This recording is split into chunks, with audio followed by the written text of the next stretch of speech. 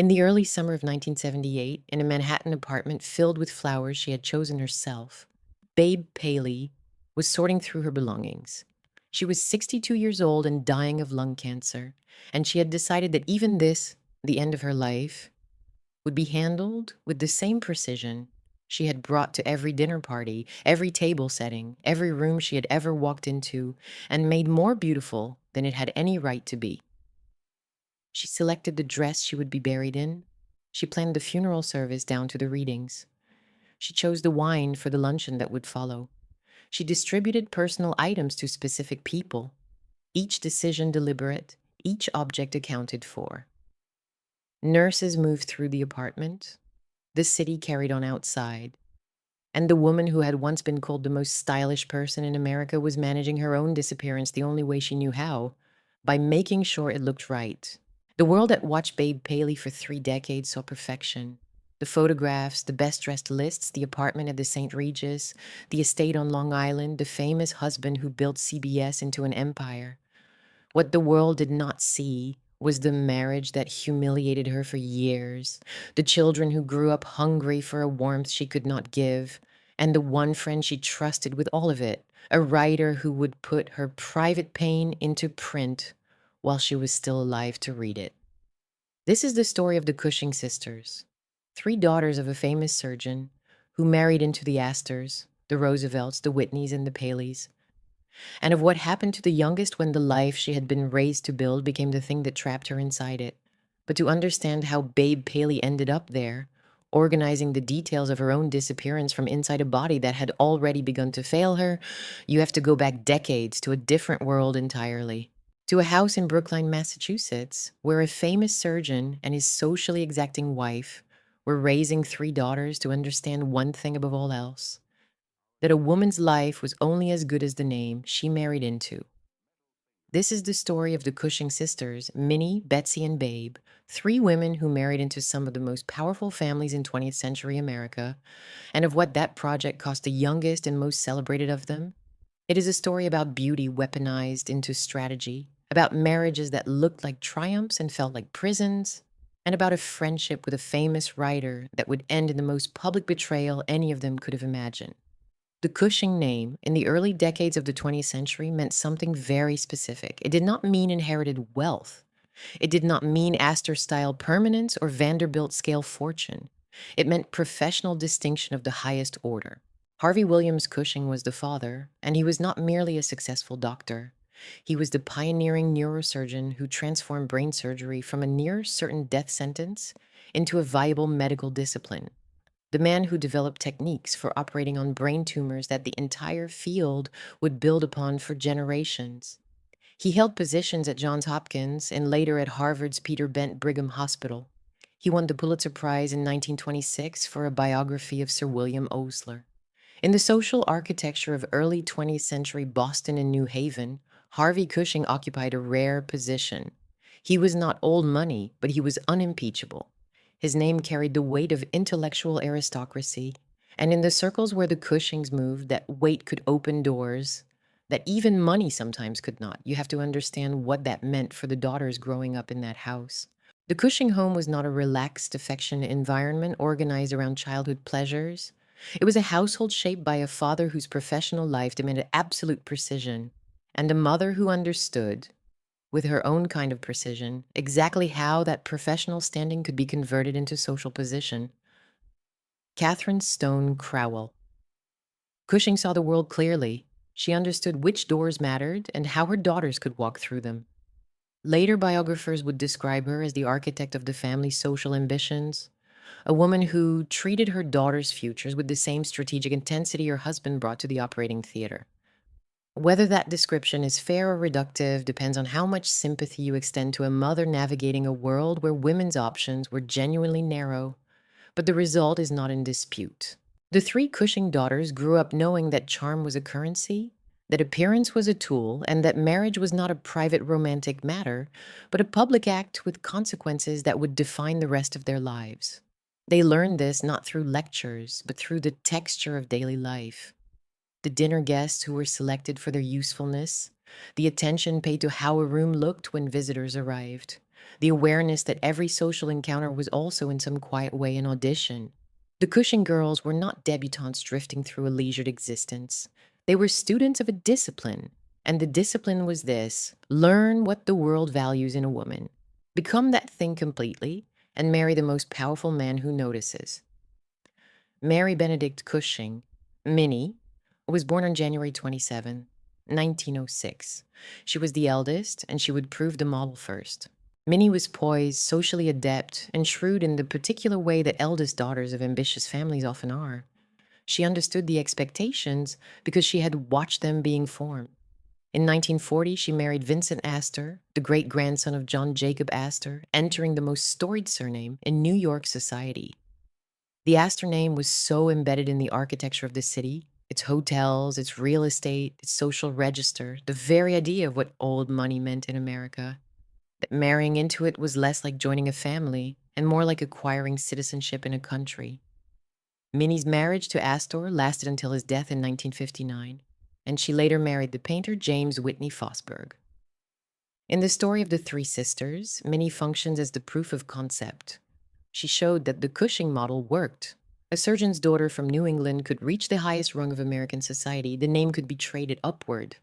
The project was viable. Betsy Cushing came next, born May 18, 1908. Her trajectory was different in texture, but identical in strategy. Betsy was considered the most socially confident of the three sisters. Less ethereal than Babe, less quietly strategic than Minnie, but possessed of a warmth and directness that made powerful people comfortable in her presence.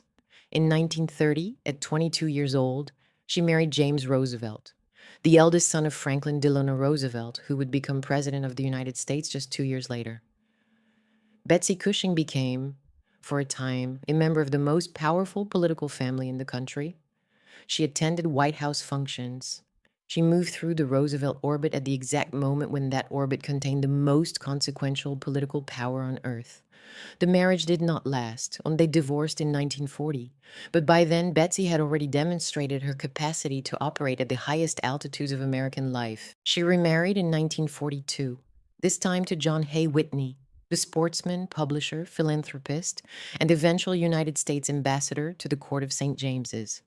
If Minnie married into American aristocracy, Betsy married into American power twice. And she did it with enough grace that neither transition looked like calculation, even though calculation was woven into every thread. And then there was Babe. Barbara Cushing was born on July 5, 1915, in Boston, the youngest of the three sisters by nearly a decade. She arrived into a household where the template had already been cut. Her older sisters were already moving through the debutante world, already being groomed for the marriages that would define them. Babe watched, she absorbed, and she was also, by every account that has survived, the most striking of the three. She was tall, dark-haired, with a face that photographers found almost impossible to capture badly. A symmetry so complete that the cameras seemed to have been invented for her. But what separated Babe from her sisters was not just beauty. It was a quality of composure so total, so seamlessly executed, that it registered almost as an aesthetic philosophy. But she did not merely dress well. She understood how rooms worked, how light fell on fabric, how a table should be set so that the proportions felt inevitable rather than arranged, how silence could communicate more than conversation. She had taste in the way that certain people have perfect pitch. Instinctively, structurally, without apparent effort. That effortlessness was, of course, an illusion. It was the most carefully maintained illusion of her life, and maintaining it would eventually cost her everything. Babe's gift was the product of discipline, observation, and years spent inside a family that treated social performance as a serious enterprise. Before she became a society figure, she worked in fashion, first at Glamour magazine, then as an editor at Vogue. That professional history matters enormously because it means Babe understood the machinery of image making from the inside. She knew how femininity was constructed for public consumption. She knew which details created the impression of elegance and which ones betrayed the labor behind it. She knew that the woman on the magazine cover and the woman who assembled the magazine cover were engaged in the same act of fabrication, just from different sides of the lens.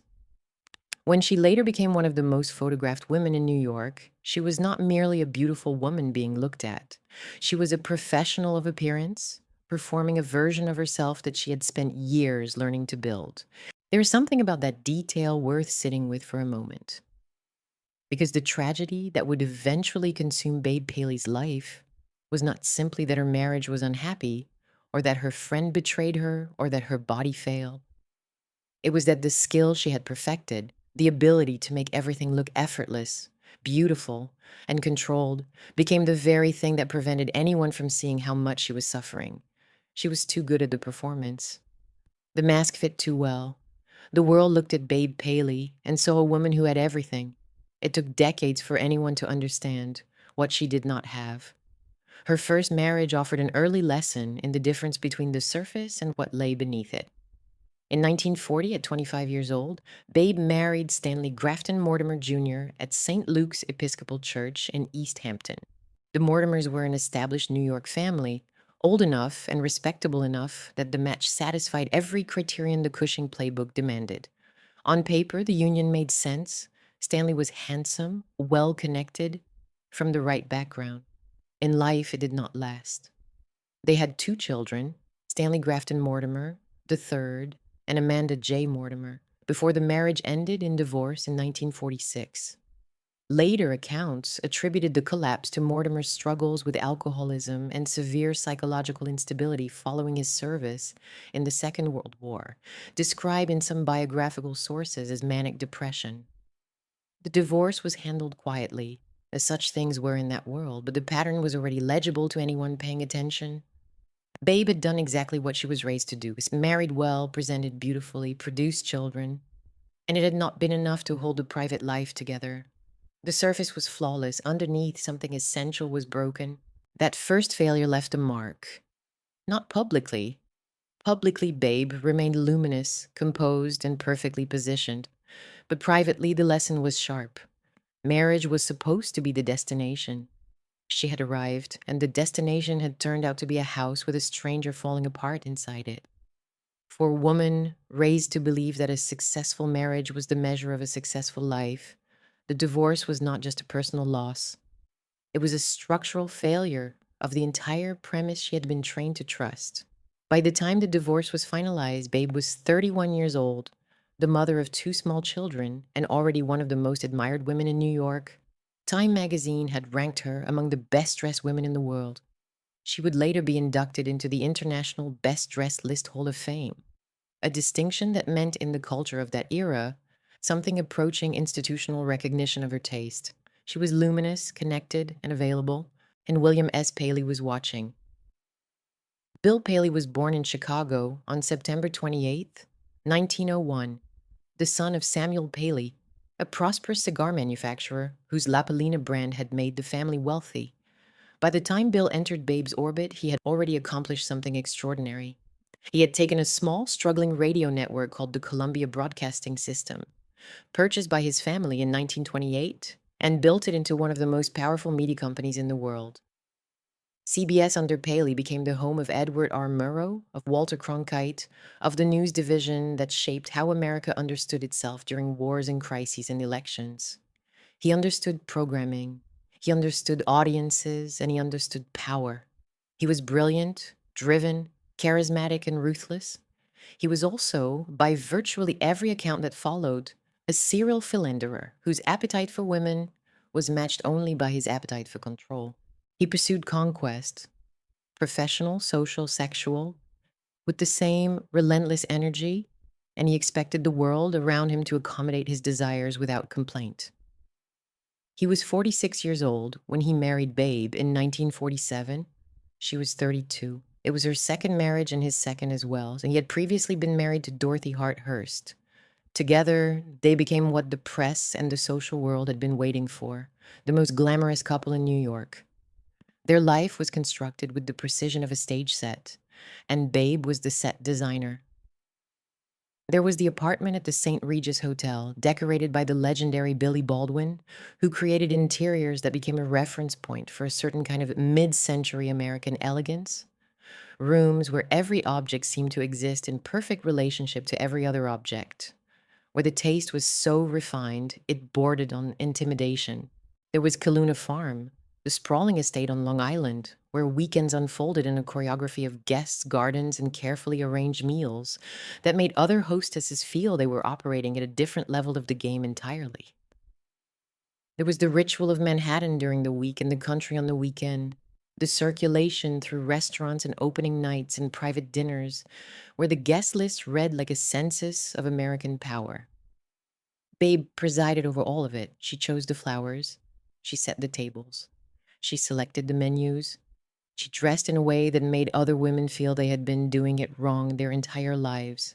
She was the engine of the aesthetic world that surrounded Bill Paley, and in return, she received wealth, visibility, and a position at the very center of post-war American society.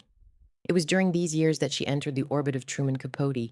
Capote, by the late 1950s and into the 60s, had become the most socially embedded literary figure in America. A small, flamboyant, wickedly intelligent man who had written Other Voices, Other Rooms, and Breakfast at Tiffany's, and who cultivated a circle of wealthy, beautiful, socially powerful women with the attentiveness of a courtier and the eye of a portraitist.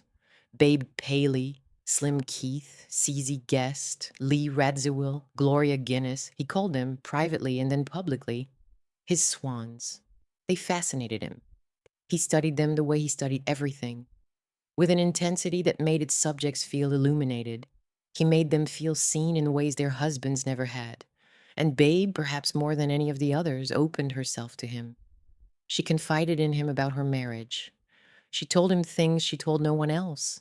About Bill's affairs, about her loneliness, about the exhaustion of maintaining the beautiful surface when the structure behind it was hollow. In Capote, she found something she had never had inside the performance of her life: a witness. Someone who saw the woman behind the image and seemed to love her for it. That intimacy would hold for years.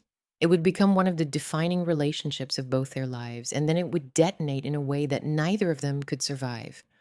But before the betrayal, there was the marriage. And the marriage was where the real damage had already begun. Quietly, steadily, behind the most beautiful doors in New York. Bill Paley's infidelities were not occasional lapses or private indiscretions managed with discretion. They were, by the accounts of those who knew the couple over decades, a sustained and barely concealed pattern that Babe endured for the length of the marriage. He pursued other women openly enough that the social world around them understood what was happening, even as the public image of the golden couple remained meticulously intact. The humiliation was not a single wound that could be treated and forgotten. It was chronic, a low-grade fever of betrayal that never broke but never subsided, that came home with him after business trips and lingered in the silences between them at dinner. Babe responded the way she had been trained to respond, the way Catherine Cushing had prepared her daughters to respond. She maintained the surface, she dressed impeccably, she arranged the flowers, she hosted the dinners, she smiled for the photographs. And inside that performance, something was being slowly and systematically depleted, not destroyed all at once, but worn down, year after year, the way water wears stone. The children felt it. They could not have avoided feeling it. Babe and Bill had 2 children together, William Cushing Paley and Kate Cushing Paley, in addition to Babe's 2 children from her first marriage. The household was large, staffed, and outwardly magnificent. Later reporting, particularly retrospective accounts published in the years after Babe's death, described a family where maternal warmth was scarce and inconsistently available. Babe was present in her children's lives in the sense that she occupied the same rooms, attended the same events, and managed the logistics of their upbringing. But the emotional availability that children require, the unguarded, imperfect, fully present kind of love that has nothing to do with how a table is set, was often absent, consumed by the demands of the social performance and the private anguish of the marriage. Amanda Burden, Babe's daughter from her first marriage to Stanley Mortimer, would become the most publicly visible of the children, eventually a prominent urban planner in New York. But biographical accounts published over the decades have been candid about the distance that existed between Babe and all 4 of her children. She gave them a beautiful world. She did not always give them herself. This is the fracture that matters most in the story. Not because it is the most dramatic, Des, that comes later, and it will arrive with a force that rearranges everything, but because it is the most structurally revealing. Babe Paley had mastered the language of American success as completely as any woman of her era. She had the husband, the homes, the wardrobe, the social position, the magazine covers, the Hall of Fame status on lists that measured taste and beauty as though they were quantifiable achievements. She had accomplished everything the Cushing model promised, and none of it had protected her from a marriage that diminished her daily, a motherhood that left her children hungry for connection, or a loneliness so deep and so carefully hidden that she poured her most private secrets into the ear of a writer who would eventually publish them for the entire world to read. By the early 1970s, Babe was approaching 60. The beauty that had been her currency for 4 decades was aging. And in a world that valued women primarily for their appearance, aging was its own kind of exile. The marriage that had been her stage was cold and had been cold for years. The children were grown and scattered, carrying their own versions of the damage into their own lives. And the one person who seemed to truly understand all of it, and the one person she had trusted with the private truth behind the public image, was a man whose own life was unraveling in ways that would make him capable of an act of destruction so intimate it would follow her to her grave. His name was Truman Capote, and by 1975, he was about to do the one thing Babe Paley could never have prepared for. Truman Capote had always been dangerous. That was, in fact, the source of his charm, the thing that made him magnetic and the thing that should have served as a warning. He watched people the way a novelist watches people, which is to say, he watched them the way a predator watches prey it also happens to love. With an attention so total it felt like devotion, and a memory so precise, it functioned like a recording device. Every detail was cataloged, every confidence was stored, every offhand remark, every moment of unguarded vulnerability, every admission whispered across a late-night table. All of it went into the archive that Capote maintained behind those wide, observant eyes. The women he collected, the swans, understood this on some level. They knew he was a writer. They knew his gift was observation. They knew, if they thought about it honestly, that a man who had written in cold blood, who had spent 6 years studying 2 murderers with the same meticulous intimacy he now brought to their dinner parties, was not someone whose attention came without cost. But they believed, as people often do with those who flatter them brilliantly, that the observation was a form of devotion, that his attentiveness was proof of loyalty rather than a sign of what he might eventually do with everything he had seen. They believed the intimacy was sacred, that he would never turn what he knew into what he wrote, that they were different from the subjects of his books, that they were friends. For years, that belief appeared to be justified. Capote moved through the Paley's world as a permanent guest, a fixture so constant and so seamlessly embedded that his presence barely registered as unusual anymore. He was there at dinners on Fifth Avenue, seated near Babe, filling the conversational spaces that Bill Paley left empty. He was there at weekends on Long Island, trailing behind Babe through the gardens at Kiluna Farm, listening to her talk about the things she could not say to anyone else, the private frustrations, the accumulated slights, the particular loneliness of being admired by everyone and known by no one. He was there at vacations abroad, at quiet lunches in restaurants where the real conversations happened, the ones that took place after the public faces had been carefully put away and the performance could be allowed for an hour or two to rest. He was witty and attentive and emotionally available in the ways that the men in these women's lives almost never were. The husbands offered wealth, security, social position, and chronic emotional absence. Capote offered the opposite.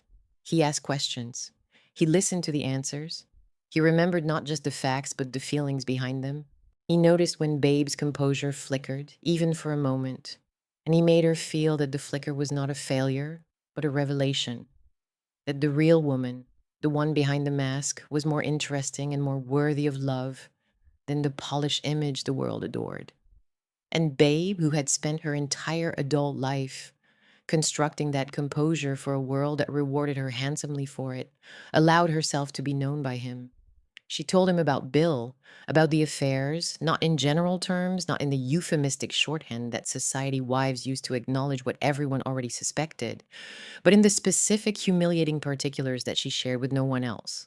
She told him about the loneliness inside the beautiful rooms, the feeling of presiding over a world that looked perfect from every angle and felt hollow at its center. She told him about the distance between the woman the public saw and the woman who actually lived inside that body, that marriage, that gilded and suffocating life. She gave him, in other words, the one thing she had spent decades protecting with every ounce of discipline she possessed: the truth. And she trusted him to hold it the way she had held everything else: carefully, beautifully, and out of sight. Capote, meanwhile, was falling apart. By the early 1970s, his literary reputation rested almost entirely on work he had already completed. In Cold Blood, published in 1966, remained his masterpiece. The book that had invented a genre, that had made him the most famous writer in America, that had proved he could operate at the highest level of literary ambition and produce something that was both art and event. The black and white ball he had thrown at the Plaza Hotel in November of 1966, in honor of Katharine Graham of the Washington Post, had been the social occasion of the decade. 500 of the most famous people in the world gathered in masks, and Capote at the center of it, presiding over a party that felt like the coronation of his own mythology. He had reached the top, and from the top there was only one direction available. The novel he kept promising after In Cold Blood, Answered Prayers, had become a kind of phantom that haunted literary New York. He talked about it constantly, in interviews and at parties and to anyone who would listen. He claimed it would be his greatest achievement, a Proustian examination of the American upper class drawn from everything he had witnessed inside their most private rooms. It would be devastating, he said. It would be the book that explained how the richest and most powerful people in the country actually lived. His publishers waited. His editors waited. His friends waited. And as the years passed, nothing appeared. Capote drank more. He used more drugs, pills, cocaine, whatever was available, and whatever would quiet the anxiety of a man who knew he was failing to produce the work that justified his existence. He appeared on talk shows in states of obvious impairment, his speech slurred, his once sharp wit blunted into something rambling and sad. The discipline that had made him one of the finest prose stylists of his generation was dissolving into something desperate and chaotic. What remained was the gossip, the social capital, the stories he had been told in confidence, and the increasingly frantic need to prove to himself and to the world that he could still write something that mattered, that the access had been worth something, that the years he had spent among the swans had produced not just anecdotes, but art. In November of 1975, Esquire magazine published a piece called La Côte Basque, 1965. It was presented as an excerpt from Answered Prayers. It was written in the form of fiction, a lunchtime conversation between two women at the famous Manhattan restaurant, during which a series of stories about the very rich and very powerful unfolded like a sequence of detonations, each one more recognizable than the last. And it was, to anyone who moved in the world Capote described, as transparent as glass. The piece drew directly and unmistakably from the private lives of Capote's social circle, using details so specific that the fictional masks were barely thicker than tissue paper. One episode involved a powerful media executive whose wife discovered evidence of his infidelity, a thinly disguised portrait of the Paleys that included details about Bill's affairs, which could only have come from someone who had been told those details in the closest possible confidence over years, in the kind of conversations that happen only between people who trust each other completely. Another episode echoed the real circumstances of Anne Woodward, a socialite who had shot and killed her husband, William Woodward Jr. In 1955, a death ruled accidental despite persistent whispers of something far darker, whispers that Capote now amplified and reshaped into fiction that read like accusation.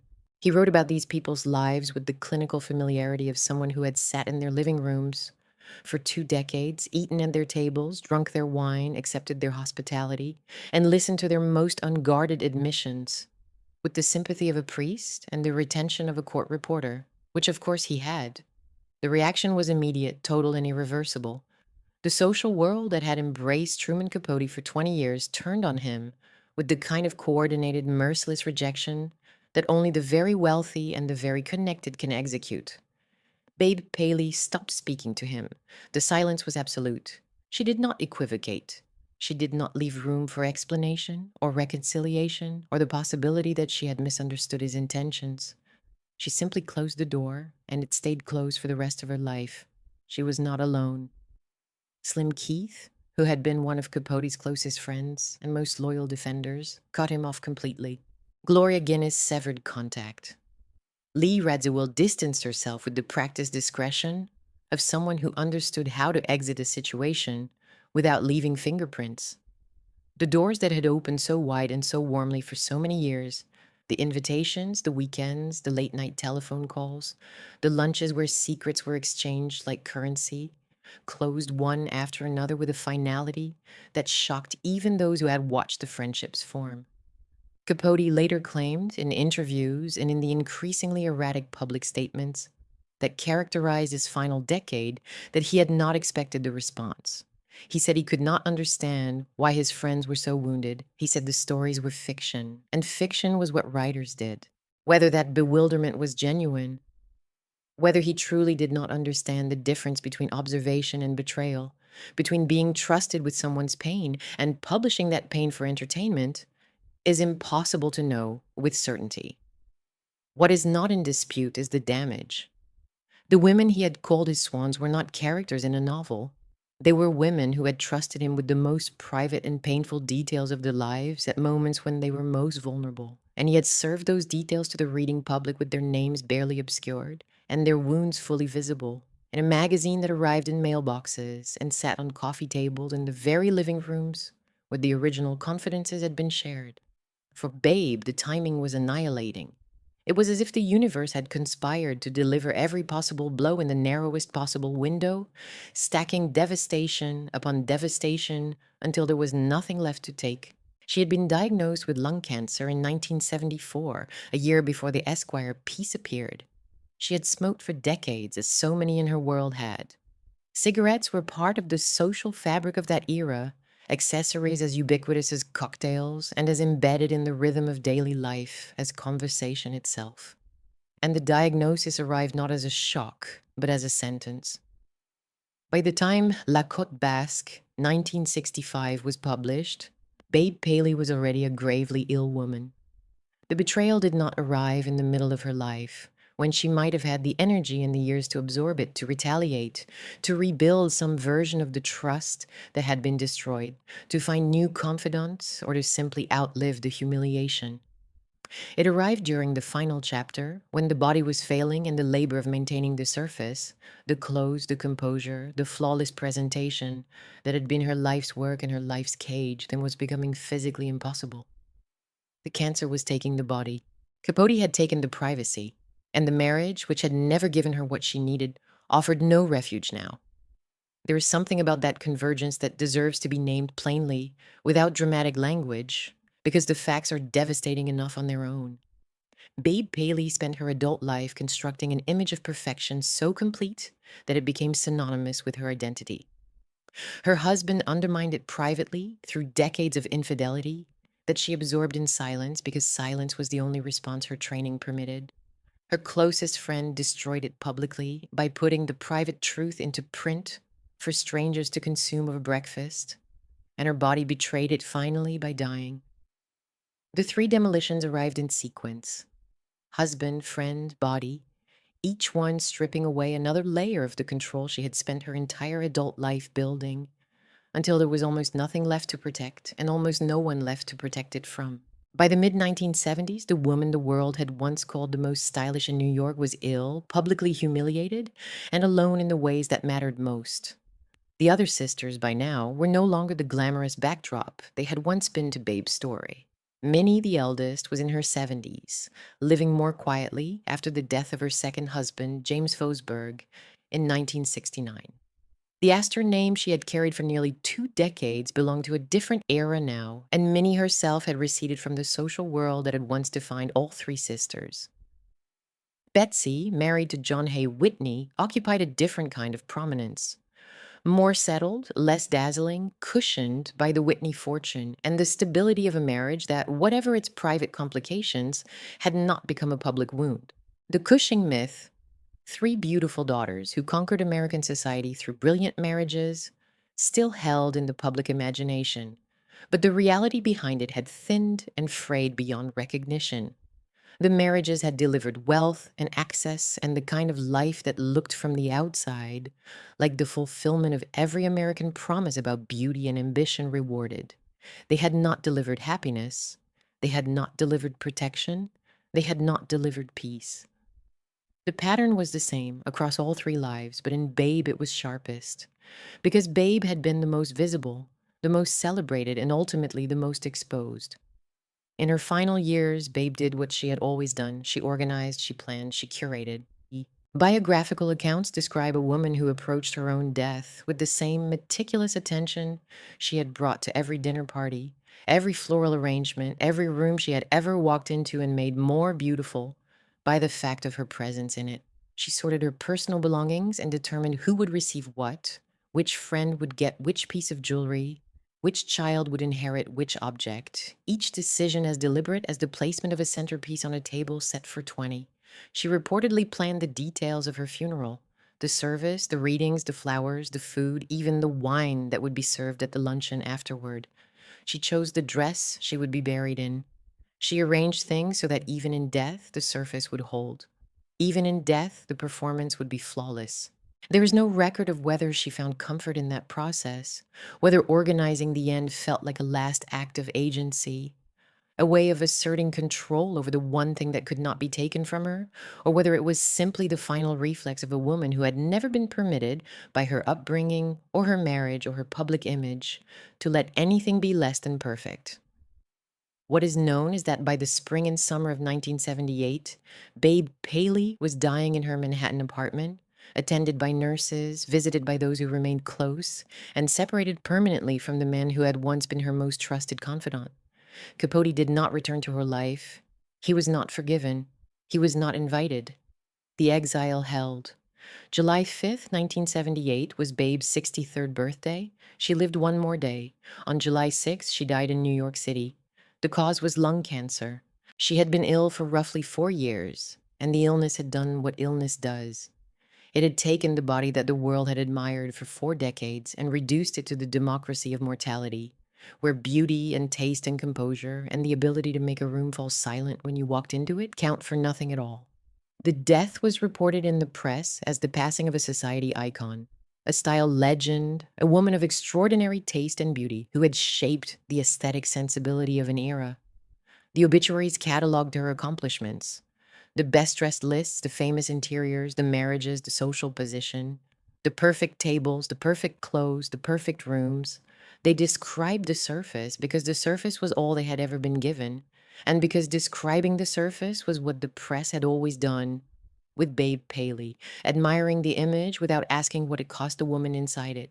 The private reality, the decades of infidelity she endured in silence, the emotional distance from her children, the loneliness inside the most beautiful rooms in New York, the betrayal by the friend she had trusted with the truth of her life, was acknowledged only obliquely, if at all.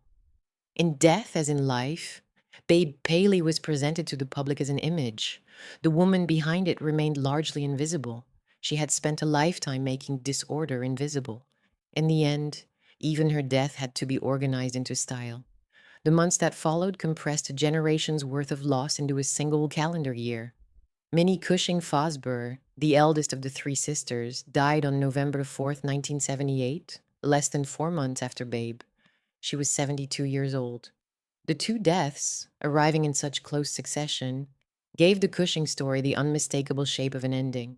The sisters who had once represented the pinnacle of American social ambition were being gathered in one by one, and the world they had inhabited, the world of post-war Manhattan society, of old money weekends and media-baron power, and the particular brand of feminine authority that depended on beauty, marriage, and the maintenance of appearances above all else, was closing behind them.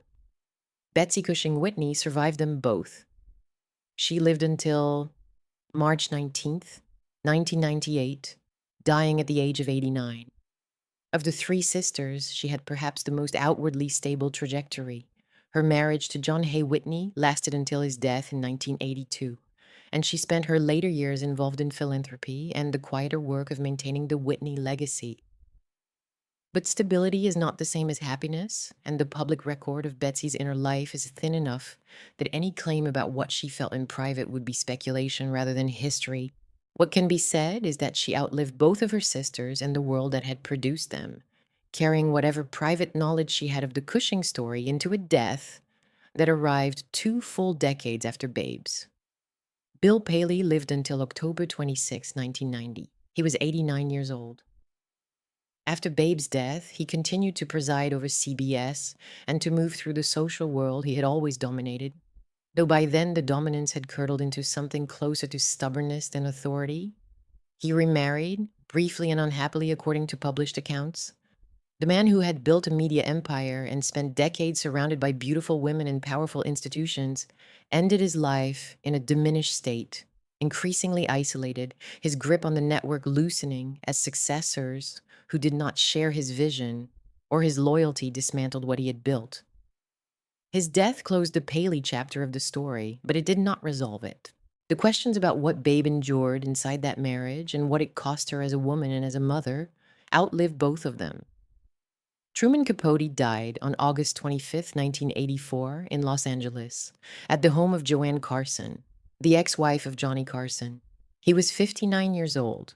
The cause was liver disease complicated by multiple drug intoxication, the cumulative toll of decades of alcohol and pills, and the kind of chemical self-destruction that functions over time as a slow-motion act of suicide. In the 9 years between the publication of La Côte Basque, 1965, and his death, Capote had become a spectacle of public deterioration. He slurred through television appearances. He was arrested for drunk driving. He was alienated from the social world that had once embraced him with such enthusiasm, reduced to the company of those who either did not know or did not care about the bridges he had burned. And he was unable to complete the novel that was supposed to justify everything. The masterpiece that was supposed to prove the access had been worth something, that the intimacies he had exploited had been in service of art rather than gossip. Answered Prayers was never finished. The excerpts that existed were published posthumously in 1987, and they confirmed what the 1975 piece had already demonstrated. Capote had traded his friendships for material, and the material was not good enough to have been worth the price. His exile from Babe's world was permanent. She never spoke to him again. He outlived her by 6 years. But the friendship, the real thing, the trust, the late-night conversations, the confidences shared and held, died in November of 1975 when the magazine hit the stands and the most private woman in New York discovered that her most private truths had been made public by the person she had trusted to keep them safe. Among Babe's children, the afterlives diverged in ways that reflect the complicated inheritance she left behind. Amanda Burden, Babe's daughter from her first marriage to Stanley Mortimer, became the most publicly prominent of the 4 children. She built a distinguished career in urban planning and city governance, serving as chair of the New York City Planning Commission under Mayor Michael Bloomberg from 2002 to 2013, and later joining Bloomberg Associates as a principal. She is a respected figure in her own right, known for shaping the physical landscape of the city her mother had once decorated from the inside, a different kind of aesthetic authority applied to public space rather than private rooms. William Cushing Paley, Babe and Bill's son, became known in more recent years for reviving La Palina, the cigar brand that had been the original source of the Paley family fortune, a gesture toward the family's beginnings that carried its own quiet irony. Kate Cushing Paley and Stanley Grafton Mortimer III have lived considerably more private lives, their names appearing only rarely in the public record, their choices suggesting a deliberate retreat from the visibility that had defined and consumed their mother's existence.